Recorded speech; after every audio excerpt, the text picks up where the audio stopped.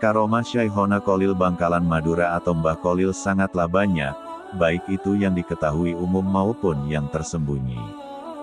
Berikut ini 5 karomah Mbah Kholil Bangkalan Madura yang dirahasiakan oleh beliau. 1. Melihat berkat di kepala Kiai Imam Masjid. Mbah Kholil muda dan berstatus sebagai santri, beliau melaksanakan sholat Jumat di pesantren yang beliau tempati. Tiba-tiba saat akan melaksanakan takbiratul ihram, Mbah Kholil muda tertawa sangat keras hingga terdengar seluruh jemaah sholat Jumat. Mbah Kholil pun ditegur oleh teman-temannya.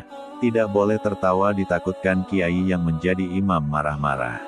Namun beliau masih saja tertawa terpingkal.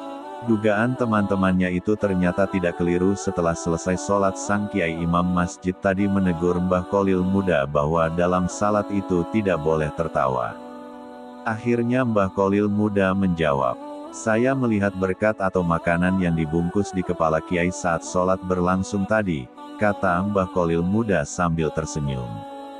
Mendengar jawaban tersebut, sang kiai menjadi sadar dan merasa malu karena kiai ingat bahwa saat menjadi imam tadi merasa tergesa-gesa untuk menghadiri kenduri sehingga mengakibatkan salatnya tidak khusyuk. 2. Mengambil kepiting dan rajungan di laut saat Batsul Masail di Makkah.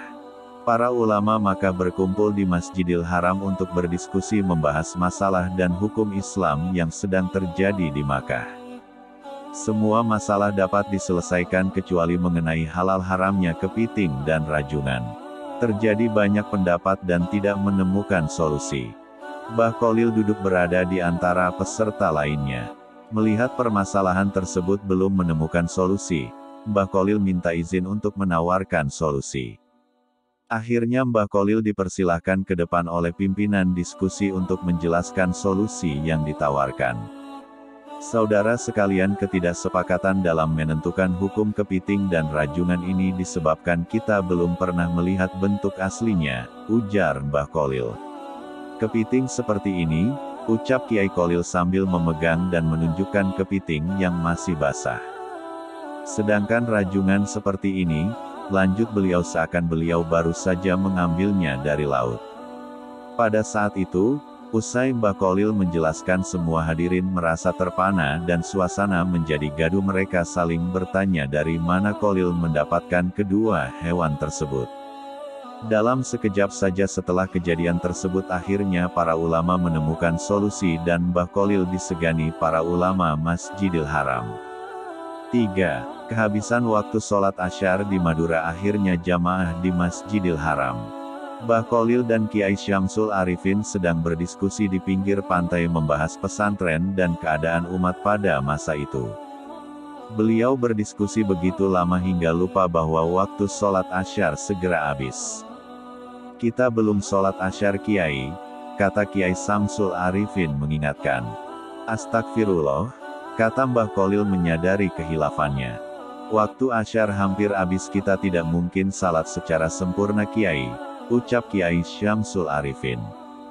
"Kalau begitu ambil krocok," kata Mbah Kholil. Kiai Syamsul Arifin masih bingung, bukannya mencari tempat wudhu dan musola malah disuruh mencari daun krocok. Namun Kiai Syamsul beliau tetap mendengarkan dan menuruti perintah Mbah Kholil untuk mencari daun krocok. Setelah menemukan daun krocok diberikan Mbah Kholil, lantas Mbah Kholil mengajak Kiai Syamsul untuk menaiki di atas krocok tersebut. Tiba-tiba krocok itu meleset super cepat ke arah Makkah.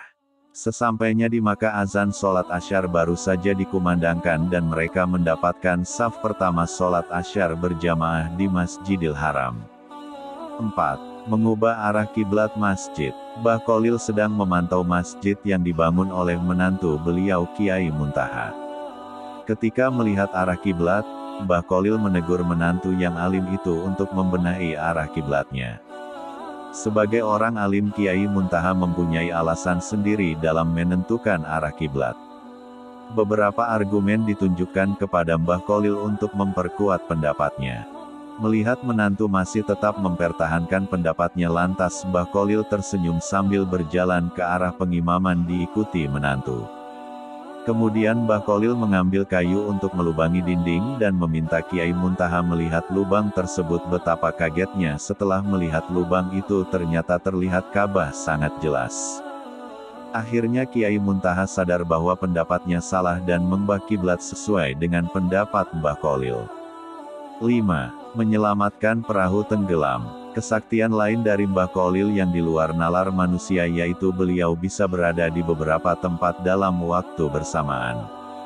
Pernah ada peristiwa aneh saat beliau pengajian di pesantren. Mbah Kholil melakukan gerakan yang tak terlihat mata dengan tiba-tiba baju dan sarung beliau basah kuyup. Para santri pun heran dan penuh bertanya-tanya sedangkan beliau cuek tidak bercerita apapun, langsung meninggalkan santrinya dan masuk rumah untuk mengganti baju.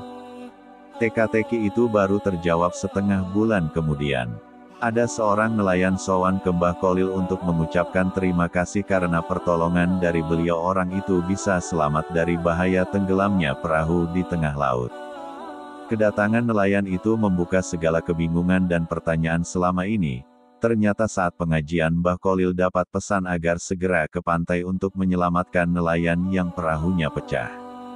Dengan karomah yang dimiliki dalam sekejap beliau bisa sampai di laut dan membantu si nelayan itu.